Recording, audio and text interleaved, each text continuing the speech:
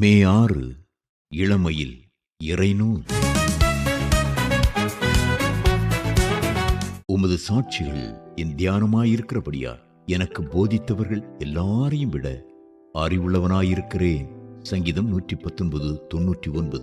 போதுமான நேரம் திருவசனத்தோடு செலவழிக்கும் பழக்கம் சிறு வயதிலிருந்தே துவங்க வேண்டும். இதற்கான முக்கிய பொறுப்பு பெற்றோரிடமே இருக்கிறது.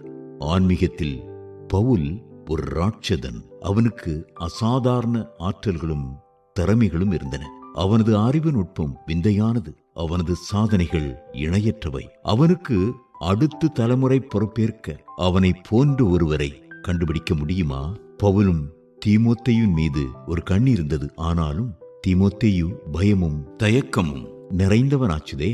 1 கொரிந்தியர் 16:10, 1 தீமோத்தேயு 5:23. ஆனாலும் அவனில் சிறப்பானதொரு கவர்ச்சி இருந்தது. அது என்னவென்றால், அவன் கிறிஸ்துவை தன் சொந்த இரட்சகராக ஏற்றுக்கொள்ளும் வயது வருவதற்கு முன்னதாகவே அவனது குழந்தை பருவத்திலேயே அவனில் பிறந்திருந்த திருவசன வாஞ்சை. 2 தீமோத்தேயு 3:14-15. இதற்காய் அவனது மம்மியும் பாட்டியையும் பாராட்ட வேண்டும். 2 தீமோத்தேயு 1:5. பள்ளிக்கூடத்தில் பிள்ளைகள் படித்துவிட்டு வந்த பிறகும் பாட புத்தகங்களை திறந்து வைத்துக் கொண்டு படி படி என்று பெற்றோர் எத்தனை மணி நேரம் பிள்ளைகளோடு செலவிடுகின்றனர். போட்டி நிறைந்த இந்த உலகில் இது தேவைதான். ஆனால் பிள்ளைகளை எவ்வளவு நேரம் திருமறையோடு செலவழிக்க வைக்கிறோம்?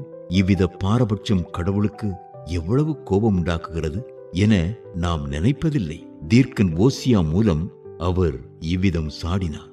நான் என் வேதத்தின் அரிய சத்தியங்களை என் மக்களுக்கு எழுதி கொடுத்தேன், அவர்களோ அதை யாருக்கோ என்று கருதிவிட்டார்கள். ஓசியா 8:12. தமது கோபத்தில் அவர் தொடர்ந்து சொன்னது, நீ உனது கடவுளின் வேதத்தை மறந்துவிட்டாய், நானும் உனது பிள்ளைகளை மறந்து விடுவேன். ஓசியா 4:6. நான் மரியாளை வணங்குவதில்லை, ஆனால் அவளை வாழ்த்துகிறேன். தனது திருமகனை அவரது மீட்பின் பணிக்கு ஆயத்தப்படுத்த அவள் இறைவனோடு எவ்வளவாய் ஒத்துழைத்தாள். தேவாலயத்திலிருந்து வேத மேதாவிகள் கூட அதிசயிக்கும் அளவிற்கு இளைஞன் இயேசுவின் மனதையும் இருதயத்தையும் அவள் திருவசனங்களினால் நிறைத்திருந்தாள். லூக்கா 2:46-48. அவரது 12 வயது முதல் 30 வயது வரை அவருக்கு வேதாகம ஆசிரியையா இருந்தாள். ஒரு தச்சன் வீட்டில் நிறைய கல்வி கற்காத நிலையில் அத்தனை வீட்டு பொறுப்புகளின் நடுவில் மற்ற பிள்ளைகளையும் கவனித்துக் கொண்டு தனது மூத்த மகனுக்கு வேதத்தை கற்பிக்க நேரம் செலவழிப்பது என்பது கிராமத்து பெண்மணி மரியாளுக்கு எளிதாகவா இருந்திருக்கும்? மேரி என்ற பெயர் சாதாரணம். ஆனால் அவளை போன்ற தாய்மார்தான் அபூர்வம். தீயோர் சொல்வதை கேளாமல், பாவத்துக்கு விலகி, பரிகாசரரை சேராமல், நல்லோரோடு பழகி, கர்த்தர் தந்த வேதம் நம்பி வாஞ்சை வைத்து அதைத்தான் ராப்பகலும் ஓதும் ஞானி என்றும் வாழும் பாக்கியவான். பாமாலை.